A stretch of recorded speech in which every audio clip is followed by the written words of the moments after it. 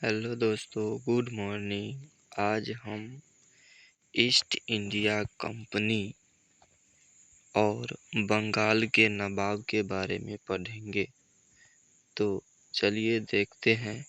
पहला पॉइंट है, मुगल सम्राट द्वारा नियुक्त बंगाल का अंतिम गवर्नर कौन था। यानी कि मुगल सम्राट के द्वारा बनाया गया बंगाल का गवर्नर कौन था। तो बंगाल का गवर्नर था मुर्शीद कुली खां। कौन था? मुर्शीद कुली खां। अगला पॉइंट है, वह युद्ध जिससे भारत में ब्रिटिश प्रभुत्व का आरंभ हुआ था। तो किस युद्ध से भारत में ब्रिटिश प्रभुत्व का आरंभ हुआ था? तो प्लासी का युद्ध। आगे देखते हैं। अगला पॉइंट देखते हैं। अगला पॉइंट है, Sirajuddaula Lord Clive, Robert Clive द्वारा परास्त हुआ। तो सिराजुद्दौला रॉबर्ट क्लाइव द्वारा कब परास्त हुआ था? प्लासी के युद्ध में।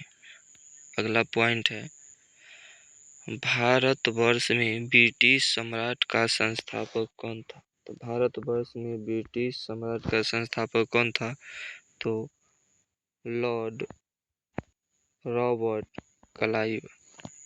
अगला पॉइंट है, अल्बुकर्क, रॉबर्ट क्लाइव, फ्रांसीसी डुप्ले तथा लॉर्ड कॉर्नवालिस में से जिसे स्वर्ग से उत्पर सेनानायक कहा गया। तो इन सभी में से किसे स्वर्ग से उत्पर सेनानायक कहा गया? तो रॉबर्ट क्लाइव को। अगला पॉइंट है, प्लासी का युद्ध मैदान अवस्थित है। तो प्लासी के युद्ध मैदान कहाँ अवस्थित है? तो पश्चिम बंगाल में। अगला पॉइंट है, प्लासी का युद्ध लड़ा गया था। तो प्लासी का युद्ध कब लड़ा गया था? तो 1757 में। आगे देखते हैं। अगला पॉइंट है, बंगाल का वह नवाब जिसने अपनी राजधानी मुर्शिदाबाद से मुंगेर स्थानांतरित की थी।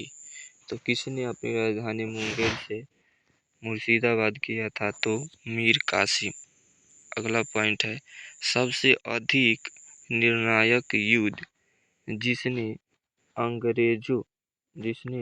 अंग्रेजों के भारत में प्रभुत्व को संस्थापित किया, वह युद्ध था बक्सर का युद्ध। अगला पॉइंट है, बक्सर के युद्ध के समय दिल्ली का शासक कौन था? तो दिल्ली का शासक कौन था? तो दिल्ली का शासक था शाह आलम द्वितीय। अगला पॉइंट है, बक्सर की लड़ाई के समय बंगाल का नवाब कौन था? तो बक्सर की लड़ाई के समय बंगाल का नवाब था मीर जाफर। अगला पॉइंट है, इंग्लैंड की ईस्ट इंडिया कंपनी भारत में प्रथम निर्णायक सैन्य सफलता मानी जाती है। तो कब निर्णायक सफलता मानी जाती है? तो बक्सर का युद्ध में। आगे देखते हैं। अगला पॉइंट है, ईस्ट इंडिया कंपनी को दीवानी प्रदान की गई थी। तो ईस्ट इंडिया कंपनी को दीवानी प्रदान की गई थी, शाह आलम द्वितीय ने प्रदान किया था। अगला पॉइंट है, 1765 में ईस्ट इंडिया कंपनी को बंगाल की दीवानी प्रदान की गई थी। तो बंगाल की दीवानी प्रदान की गई थी, मुगल सम्राट ने प्रदान किया था। अगला पॉइंट है, वह गवर्नर जिसके कार्यकाल में ईस्ट इंडिया कंपनी को शहंशाह शाह आलम द्वारा बंगाल, बिहार, उड़ीसा में दीवानी अधिकार दिए गए थे। तो लॉर्ड क्लाइव को मिला था। आगे देखते हैं। अगला पॉइंट है, सम्राट शाह आलम द्वितीय ने ईस्ट इंडिया कंपनी को बंगाल, बिहार तथा उड़ीसा की दीवानी प्रदान की थी 12 अगस्त 1765 ईस्वी को। अगला पॉइंट है, इलाहाबाद की संधि के बाद रॉबर्ट क्लाइव ने मुर्शिदाबाद का उप दीवान नियुक्त किया था। तो मुर्शिदाबाद का उप दीवान किसे नियुक्त किया था? तो मोहम्मद रजा खान को।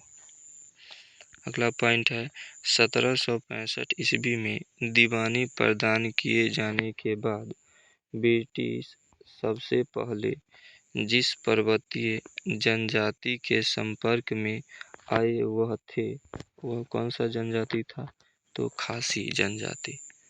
अगला पॉइंट है, 18वें दशक में भारत में लड़े गए युद्धों का सही क्रम क्या है? तो युद्धों का सही क्रम क्या है, चलिए देखते।